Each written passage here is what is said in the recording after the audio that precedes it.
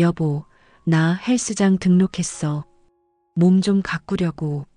아내가 저녁 식탁에서 툭 던진 그 한마디는 그때만 해도 정말 평범한 말로 들렸어요. 40 중반을 넘긴 아내가 건강을 챙기겠다고 헬스장에 다니겠다는데 뭐가 이상하겠어요? 그래, 운동하면 건강에 좋지. 잘했다. 저는 웃으며 그렇게 대답했죠.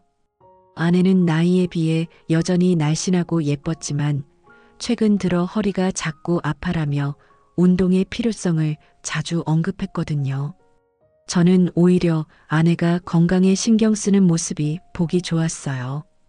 운동으로 기분이 좋아지고 활기차지면 우리 가정도 더 밝아질 거라 생각했죠. 그런데 그 한마디가 제 인생을 완전히 뒤흔들어 놓을 시작이었다는 걸 그땐 전혀 몰랐습니다.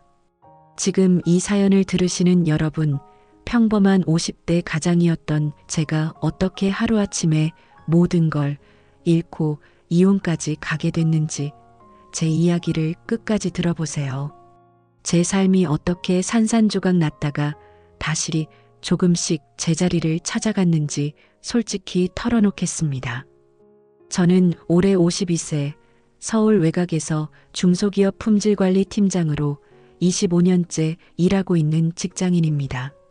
아내와는 23년 전 제가 29, 아내가 26일 때 결혼했어요. 아내는 밝고 명랑한 성격으로 연애 시절엔 저를 항상 웃게 만드는 사람이었죠. 대학 동아리에서 만나 2년 연애 끝에 결혼했고 이듬해 아들이 태어났습니다. 지금 아들은 20살 대학 2학년이에요. 결혼 생활 동안 큰 풍파는 없었어요. 물론 사소한 다툼은 있었지만 세상 어느 부부가 안 싸우겠어요? 저는 아내를 믿었고 아내도 저를 믿는 줄 알았습니다. 적어도 그렇게 믿고 싶었죠. 경제적으로도 우리 부부는 안정된 편이었어요. 서울 외곽에 30평대 아파트를 대출 없이 소유하고 있고 저축은 2억 원 정도 모아놓았습니다. 아내는 아들이 초등학교에 들어가면서 전업주부로 지내다 아들이 고등학교에 입학한 뒤 동네 학원에서 시간제 행정일을 시작했어요. 하루 4-5시간, 월 100만 원 남짓 버는 일이었지만 집안일과 병행하기에 딱 좋았죠. 아내는 그 일을 하면서 동네 학부모들이나 학원 동료들과 어울리고 약간의 용돈도 벌면서 만족해했어요. 저도 아내가 집에만 있지 않고 사회생활을 하는 게 좋다고 생각했죠. 아내가 헬스장에 다니겠다고 한 건 작년 여름 2024년 7월이었습니다. 46인 아내가 어느 날 저녁 식사를 하다 말고 요즘 허리가 자꾸 아파. 근력 운동 좀 해야겠어라며 동네에 새로 생긴 고급 헬스장에 등록했어요. 그 헬스장은 최신 장비와 깔끔한 인테리어로 소문난 곳이었죠. 월 회비가 12만 원으로 좀 비쌌지만 아내가 건강을 챙기겠다고 하니 반대할 이유가 없었어요. 운동 열심히 해봐. 건강이 제일 중요하지 하며 응원했죠. 처음 한 달은 정말 별일 없었어요. 아내는 주 3일 저녁 7시부터 9시까지 헬스장에 갔다 오곤 했어요. 돌아오면 오늘 러닝머신 30분 뛰었어. 라거나 스쿼트 자세 배웠는데 진짜 힘들어. 하면서 웃으며 이야기했죠. 저는 잘했다. 꾸준히 해봐 하고 격려했어요. 아내는 운동 시작한 뒤로 눈에 띄게 밝아졌어요. 피부도 맑아지고 옷차림도 세련되게 바뀌었죠. 예전엔 청바지에 티셔츠 같은 편한 옷만 입던 사람이 레깅스에 타이트한 운동복을 입고 나가더라고요. 심지어 새 운동 가방과 운동화를 사면서 운동할 만나게 새로 장만했어라며 좋아했어요. 저는 운동하니까 자신감 생겼나 보네 하고 긍정적으로 생각했죠. 아내가 행복해 보이니 저까지 기분이 좋았어요. 그런데 2달쯤 지나면서부터 이상한 낌새가 보이기 시작했습니다. 아내의 헬스장 출석 빈도가 점점 늘어났어요. 처음엔 주 3일이던 게 주 5일로 늘더니 토요일 아침에도 주말엔 사람 덜 붐벼서 좋아라며 헬스장에 갔어요. 저는 좀 의아했지만 운동에 푹 빠졌구나 하고 넘겼죠. 그런데 시간이 더 지나면서 헬스장에 머무는 시간이 길어졌어요. 원래 9시면 돌아오던 아내가 10시, 심지어 11시 넘어서 들어오는 날이 생겼어요. 왜 이렇게 늦어? 하고 물으면 운동 끝나고 친구들이랑 커피 마셨어라거나 샤워하고 스트레칭하다 보니 늦었어라고 대답했어요. 그럴듯한 핑계였지만 자꾸 반복되니까 뭔가 석연치 않았죠. 게다가 아내의 태도도 미묘하게 변했어요. 예전엔 저녁에 같이 TV 보면서 오늘 회사 어땠어? 하며 소소한 대화를 나눴는데 이제는 헬스장에서 돌아오면 바로 방에 들어가 문을 잠갔다고요. 휴대폰도 항상 손에 쥐고 다녔어요. 제가 옆에 있으면 화면을 살짝 돌리거나 잠금 버튼을 누르는 게 눈에 들어왔죠. 처음엔 그냥 예민한가 보다 했지만 그런 행동이 반복되니까 신경이 쓰였어요. 뭐야, 무슨 비밀 있어? 하고 농담처럼 물어본 적도 있어요. 아내는 비밀이 뭐가 있어? 그냥 피곤해서 그래라며 웃어넘겼지만 그 웃음이 어색하게 느껴졌어요. 저는 그냥 제가 과민한 건가 싶어 넘기려 했지만 마음 한구석이 계속 찝찝했어요. 부부 사이에 이런 불편한 기운이 생긴 게 처음이라 더 불안했죠. 그러던 어느 날 결정적인 단서를 발견했어요. 2024년 9월 아내 생일이 다가오기 일주일 전이었어요. 아내가 샤워하러 간 사이 거실에 놓인 아내의 휴대폰이 알림음을 울렸어요. 평소라면 그냥 무시했을 텐데 그날은 왠지 모르게 불안한 기분이 들어서 화면을 봤죠. 잠금 화면에 카톡 메시지가 떠 있었어요. 오늘 PT 끝나고 커피 어때? 보낸 사람은 최 트레이너라는 이름이었어요. 메시지 하나만 봤을 뿐인데 심장이 쿵 내려앉았습니다. PT 끝나고 커피? 이게 뭐지? 아내가 PT를 받는다고 한 적은 있었지만 트레이너랑 이렇게 가볍게 메시지를 주고받는 사이라고는 생각도 못했어요. 게다가 그 웃는 이모티콘은 왜 이렇게 신경 쓰이는 걸까요? 저는 그 자리에서 손이 떨렸어요. 뭔가 잘못됐다는 직감이 들었죠. 그날 밤 저는 아내에게 물어봤어요. 최 트레이너가 누구야? 당신 PT 트레이너? 아내는 잠깐 당황한 표정을 짓더니 곧 태연하게 대답했어요. 응, 헬스장에서 PT 해주는 트레이너야. 나 운동 자세 교정해준다고 신경 많이 써줘. 그럼 왜 PT 끝나고 커피 마시자고 해? 트레이너가 회원한테 그렇게 메시지 보내는 게 정상적이야? 제 목소리가 조금 날카로워졌나 봐요. 아내가 발끈하더라고요. 뭐야, 지금 나 의심하는 거야? 트레이너가 회원들한테 친절하게 구는 게 뭐가 문제야? 당신도 회사에서 동료들이랑 밥 먹고 커피 마시잖아. 그 말에 저는 할 말을 잃었어요. 아내 말이 튄 건 아니었지만 그래도 뭔가 찜찜한 기분이 가시질 않았죠. 그날 밤 아내는 저와 눈도 안 마주치고 방에 들어가 문을 잠갔다고요. 저는 잠을 이루지 못했어요. 머릿속에서 그 메시지와 아내의 반응이 계속 맴돌았거든요. 왜 이렇게 불안한 걸까? 그냥 트레이너와 회원 사이일 뿐인데 왜 이렇게 마음이 어지러운 걸까? 그 사건 이후 저는 아내를 점점 더 의심하게 됐어요. 한번 의심이 시작되니까 모든 게 다 수상하게 보이더라고요. 아내가 헬스장에 갈 때 입는 옷도, 화장도, 심지어 향수 뿌리는 것도 다 눈에 들어왔어요. 예전엔 운동복 차림으로 후다닥 나가던 사람이 이제는 머리를 단정히 묶고 립스틱까지 바르고 나가는 거예요. 심지어 새로 산 운동복은 몸매가 더 드러나는 타이트한 스타일이었어요. 저는 그게 그냥 운동복이 아니라 뭔가 다른 의도가 있는 것처럼 느껴졌어요. 운동하는데 화장이 왜 필요해? 하고 물어보면 여자니까 나도 좀 예쁘게 다니고 싶지. 당신은 그런 거 신경도 안 쓰면서라며 톡 쏘더라고요. 저는 그 말에 더 기분이 상했어요. 내가 언제 아내가 예쁘게 다니는 걸 반대했나? 그냥 뭔가 이상한 낌새가 느껴졌을 뿐인데 아내의 말투와 태도가 점점 더 날카로워지는 것도 느껴졌어요. 예전엔 부드럽고 다정했던 사람이 이제는 제가 뭐라고 하면 바로 방어적으로 변하더라고요. 그러다 아내의 외출 패턴도 변했어요. 헬스장 외에도 친구들이랑 약속이 있다며 나가는 날이 늘어났어요. 평소 아내는 동네 학원 동료들이나 옛 친구들과 가끔 밥을 먹는 정도였는데 이제는 일주일에 두세 번씩 외출했어요.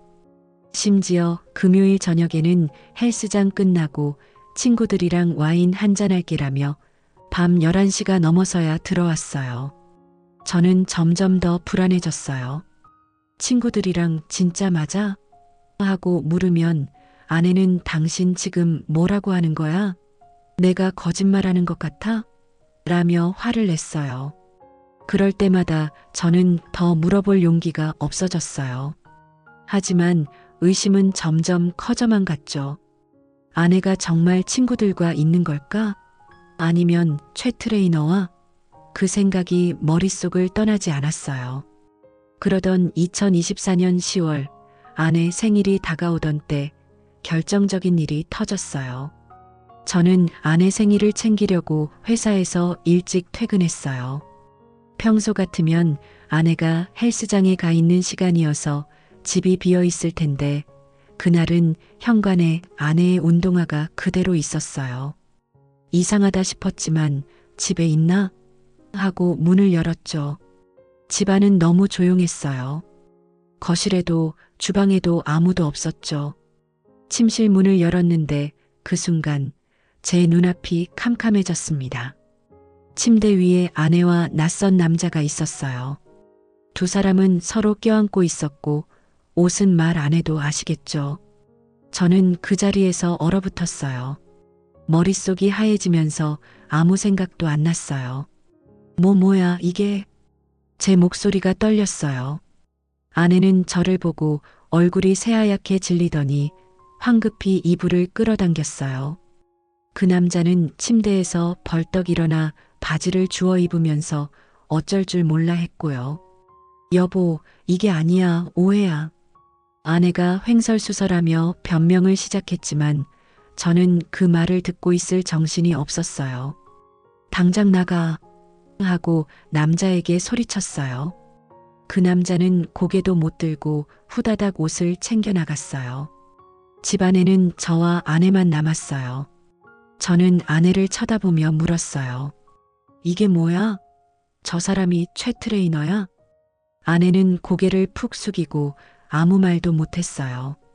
그 침묵이 모든 걸 말해줬죠. 그날 밤 저는 아내에게 모든 걸 물어봤어요. 처음엔 아내가 발뺌하려 했지만 제가 다 털어놓지 않으면 이혼이다라고 윽박지르니까 결국 입을 열었어요. 최 트레이너는 38세 헬스장에서 PT 트레이너로 일하는 미혼 남자였어요. 아내는 PT를 받으면서 그 남자와 친해졌고 어느새 커피를 마시고 밥을 먹고 그러다 더 깊은 관계로 발전했다고 했어요.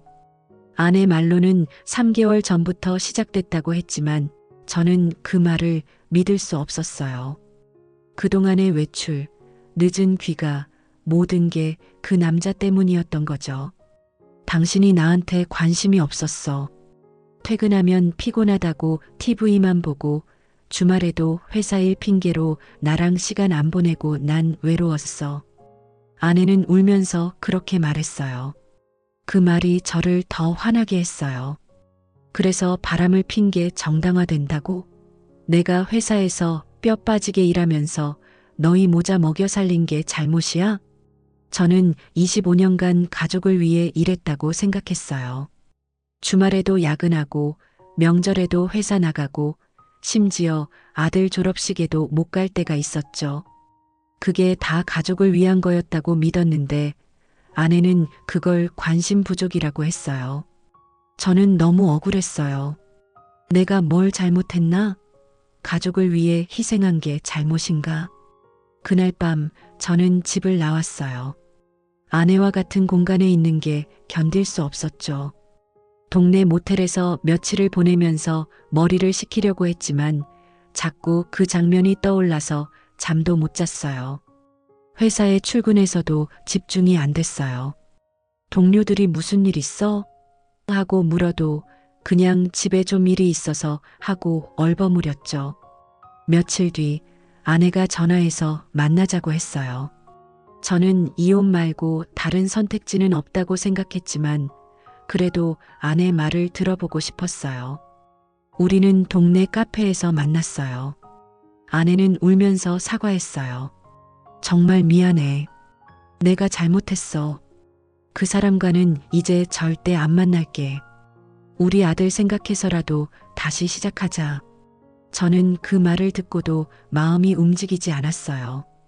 23년 결혼 생활 동안 아내를 믿었는데 그 신뢰가 한순간에 무너졌거든요. 게다가 아내가 그 트레이너와 얼마나 오래, 얼마나 깊게 만났는지 알 수 없었어요. 아내 말만 믿을 수도 없었고요. 당신이 외로웠다고? 그럼 나한테 말했어야지. 왜 다른 남자한테 갔어? 내가 당신한테 뭘 잘못했는데? 아내는 계속 울면서 미안하다고만 반복했어요. 하지만 저는 그 사과가 진심인지 그냥 상황을 무마하려는 건지 알 수 없었어요. 저는 그 자리에서 생각할 시간을 줘라고 하고 일어났어요. 그 후로 일주일 저는 혼자 고민했어요. 아들을 생각하면 이혼이 쉽지 않았어요. 아들은 아직 대학생이고 부모의 이혼이 큰 충격일 거예요. 하지만 아내와 다시 살 생각을 하면 그 배신의 장면이 떠올라서 도저히 참을 수 없었어요. 결국 저는 이혼을 결심했어요. 아내와의 두 번째 대화에서 저는 단호하게 말했어요. 이혼하자. 더 이상 당신과 못 살아. 아내는 처음엔 울면서 매달렸어요. 제발 한 번만 용서해줘. 내가 잘못했어. 하지만 저는 이미 마음을 굳혔어요. 신뢰가 깨진 결혼 생활은 의미가 없다고 생각했어요. 이혼 절차는 생각보다 복잡했어요. 재산 분할, 양육권, 위자료 문제로 몇 달을 끌었죠. 아내는 처음엔 이혼을 반대했지만 제가 단호하게 나오니까 결국 동의했어요. 재산은 반반으로 나눴어요. 아파트는 아내와 아들이 살도록 두고 저는 저축의 절반인 1억 원을 가져왔어요. 아들의 양육비는 제가 월 100만 원씩 보내기로 했고 위자료는 서로 청구하지 않기로 합의했어요. 아내는 아들 때문에라도 잘 지내자고 했지만 저는 그 말에 대답하지 않았어요. 2025년 1월 법원에서 이혼 서류에 도장을 찍고 나왔을 때 저는 홀가분하면서도 동시에 엄청난 허탈감을 느꼈어요. 23년간 함께했던 사람이 이제 법적으로 남이 됐다는 게 믿기지 않았죠. 법원 밖에서 혼자 하늘을 보는데 눈물이 핑 돌았어요. 내가 뭘 위해 이렇게 살아왔나 하는 생각이 들었어요. 이혼 후 저는 서울 외곽에 작은 원룸을 얻어서 살기 시작했어요. 15평 남짓한 공간, 혼자 살기엔 충분했지만 처음엔 적응이 안 됐어요. 아침에 일어나면 아내가 커피 타주는 소리가 들릴 것 같고 저녁에 퇴근하면 아들이 아빠 하고 반겨줄 것 같았어요. 하지만 텅 빈 원룸엔 저 혼자뿐이었죠. 혼자 밥을 먹는 게 제일 힘들었어요. 예전엔 아내가 차려준 밥상에 둘러앉아서 셋이 수다 떨던 게 일상이었는데 이제는 편의점 도시락이나 배달 음식으로 끼니를 때웠어요. 처음엔 요리해 보려고 재료도 사봤지만 혼자 먹으려고 밥을 하려니 허무해서 포기했어요. 회사에서도 예전만큼 의욕이 안 생겼어요. 팀장으로서 책임감 있게 일하던 제가 이제는 그냥 월급 받으러 다니는 기계 같았죠. 동료들이 왜 요즘 표정이 안 좋아? 하고 물어도 그냥 피곤해서 그래 하고 넘겼어요. 이혼 사실을 회사에 알리고 싶지 않았거든요. 그러다 우연히 옛 친구를 만났어요. 대학 동기였던 그 친구는 몇 년 전 이혼하고 나서 새로운 삶을 시작했다고 했어요. 등산, 사진, 요리 교실까지 바쁘게 살면서 다시 웃음을 찾았다고 하더라고요. 너도 뭐든 해봐. 가만히 있으면 더 우울해져. 그 말에 자극받아서 저도 동네 복지센터에서 하는 등산 모임에 가입했어요. 처음엔 낯선 사람들과 어색했지만 매주 산에 오르면서 대화도 늘고 자연 속에서 마음이 조금씩 가벼워졌어요. 등산 모임에서 만난 50대 아저씨들과 맥주 한잔하면서 허심탄회하게 이야기하는 시간이 제게 큰 위로가 됐어요. 그러다 등산 외에도 새로운 취미를 찾아봤어요. 복지센터에서 하는 스마트폰 사진 강의를 들었는데 그게 의외로 재미있더라고요. 산에 올라가서 풍경 사진 찍고 동네 카페에서 커피 마시면서 사진 편집하는 게 소소한 즐거움이 됐어요.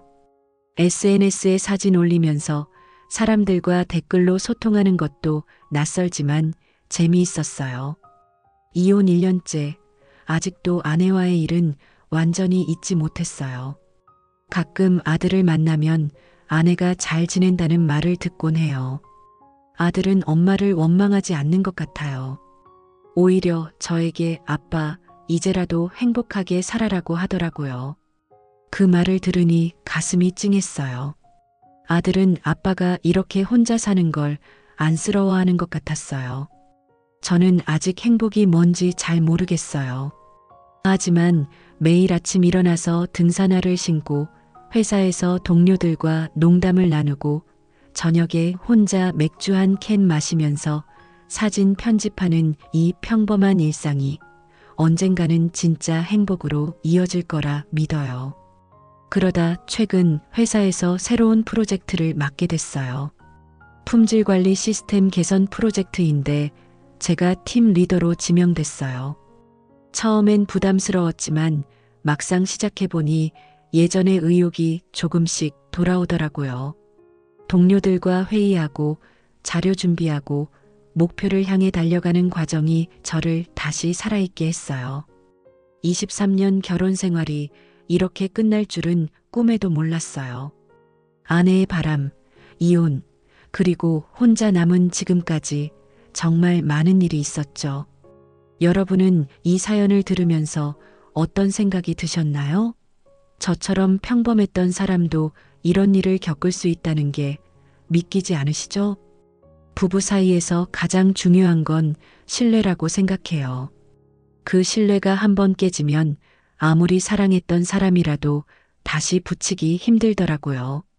여러분도 소중한 사람과 작은 오해가 생기면 꼭 대화로 풀어보세요. 저처럼 후회하지 말고요. 긴 사연 들어주셔서 감사합니다. 여러분의 인생은 저보다 더 행복하길 바랍니다.